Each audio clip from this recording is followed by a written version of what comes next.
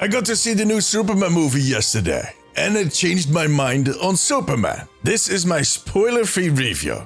Let's have a look.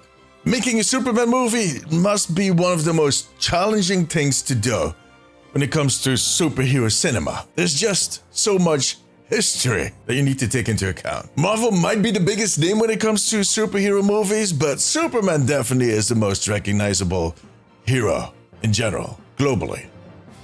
Everybody knows Superman. Yet, he also is a very dividing hero. Some see him as the OG, the never-defeated champion, while others just kind of find him a little vanilla, a little boring. To be fully transparent, I am mostly in the second group of people. Yeah, look, I'm more of a Batman guy myself. Superman has always been that one-dimension goody two-shoes type of character for me when I was 12 years old and discovering all of these superheroes. And yeah, later in life I learned there was more about the character, but by then I made up my mind. I tend to be a bit stubborn, hard-headed. At least that's what my girlfriend and my family keeps telling me, so. So every piece of media that was released since, comics, the series, the movies, I just dismissed them all. I am not a fan of the Zack Snyder movies, and definitely not of the Bryan Singer one. Hell no. I'm not going to touch the Christopher Reeve movies. That is a completely different topic. Those were made in a different age. It doesn't count. However, when the news dropped that James Gunn was going to be the lead on this project, I started getting intrigued. I love his work on Guardians of the Galaxy and the Suicide Squad. So I was thinking, might he be the one to convince me about Superman? Might he be able to change my mind? In the last few months, I went kind of back and forth on that idea as we saw new trailers and there was new news coming out and opinions. But to be fair, yesterday when I was sitting there in the cinema, I was pretty excited to see the movie. I was hyped up. I was ready. I'm ready! And above all, I was open-minded.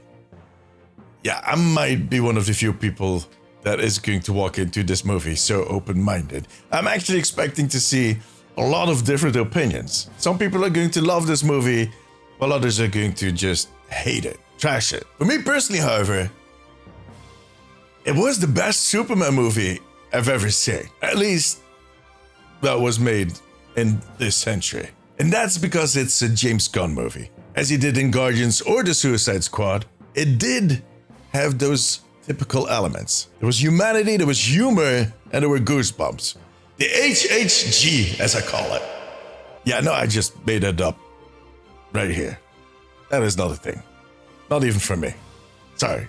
I think the thing that I liked the most and that got me into the movie immediately was the fact that they didn't do the whole setup, where they explained his backstory, where he came from, where you see Krypton imploding. And then he meets Lois, and then they fall in love. And then she realizes that her colleague that she fell in love with is actually Superman, that whole thing. He just skipped on all of it. He actually also skipped on the first beat and the whole story, where Superman gets involved in global politics. I don't want to spoil too much. Now, some might find it weird that he didn't do the whole setup. Like I said, I found it to be refreshing. If I see another super baby, I'm going to yeet my Superman popcorn bucket at the screen. I swear. Now, I didn't get the bucket though. $40? Are you kidding me? Hell no. I'm broke. See, skipping all of that intro, that setup, actually gave him enough room and time to highlight other aspects to Superman. His personality, but also the people around him. Superman is very worried about his pet dog, for instance. There you go. Krypto. Yeah. But like I said, there's also more room for other characters to shine. Because as you might have seen from the trailer, there are quite a few extra DC heroes in there. Well, characters in general, both villains and heroes. This Hawkgirl, this Guy Gardner, aka the Green Lantern, Metamorpho, Mr. Terrific, and like I said, Krypto, the dog, among a list of others. Now, those last two, Krypto and Mr. Terrific, those were my favorite in the whole movie. Sure, Guy Gardner is funny in a way that only Nathan Fillion can be funny, but Mr. Terrific is just so, I don't know, badass is maybe the best word to put it.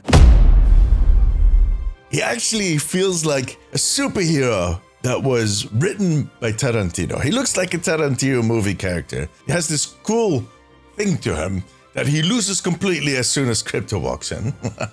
It is so funny. But it is also very understandable. Krypto is like a little whirlwind with a cape. God. But he's such a good boy.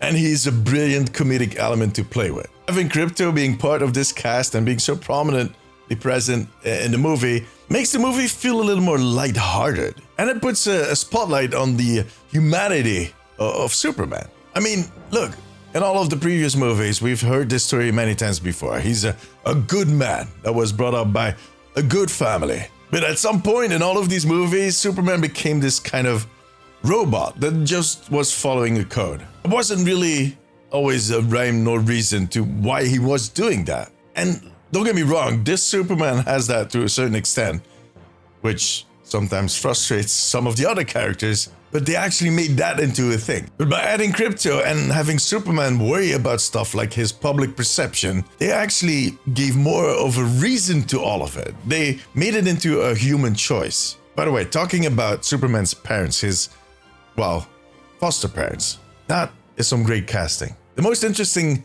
Kent family I've seen in any medium, actually. Well, maybe apart from the comics. Like, I've seen the dad, Pruitt Taylor Vince. I've seen him in a ton of movies, but always as this kind of creepy character, you know? Serial killer. Dark figure. Always very, very weird. And in the first instance, when I saw him as Jonathan Kent, the father, it was kind of weird. But he did a very convincing job. It set down Clark Kent as someone that was raised by a plain American family. A southern mom and dad, very worried about their alien son. Which sounds like I'm being cynical, but I'm not. It really works.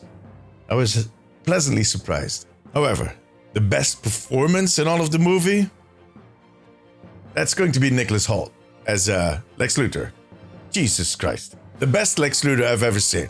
I was constantly feeling the urge to punch him in the face.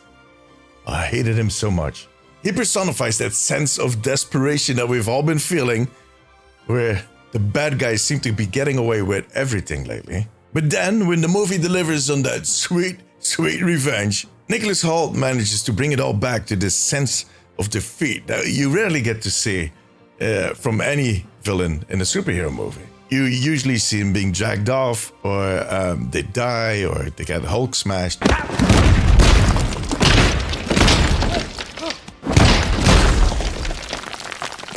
But there was this sense of fairness to him at the end that almost made you feel sorry for him. Almost, though. Still want to punch him in the face. And when it comes to Superman himself, look, there was a lot of yelling and screaming going on when James Gunn announced that he would not allow Henry Cavill to reprise the role. And look, I love Cavill. He's done great stuff. But I get it. We needed something new. We needed a new chapter. We needed to break with that past. And David Cornswet is that new chapter. He looks an awful lot like Henry Cavill at times, though. Oh, Jesus Christ. But he also brings a certain innocence and lightness to the role that Henry Cavill could never have done. And not anymore. After all the times that he had played that character, he could not go back to that state. So yeah, like I said, the best Superman movie I've seen today that was made in this century. Because I don't want to touch the Christopher Reeve movies. But is it the best superhero movie? No, it's not. But it does have a lot of those elements that make me appreciate some of my favorite superhero movies. So I think my decades-long disdain for Superman as a character might come into play here. It might have me second-guess my own opinion on the movie. So I'm thinking I might just have to watch it again. Sounds like a plan, right? Yeah. But for now, that was it. If you like this video, give it a thumbs up. It always helps me out. I also want to thank my YouTube members. You too can become a member right here on YouTube and unlock exclusive rewards. If you have a few minutes left, maybe check out one of my other videos. But above all, take care of yourself, take care of each other. Bye bye.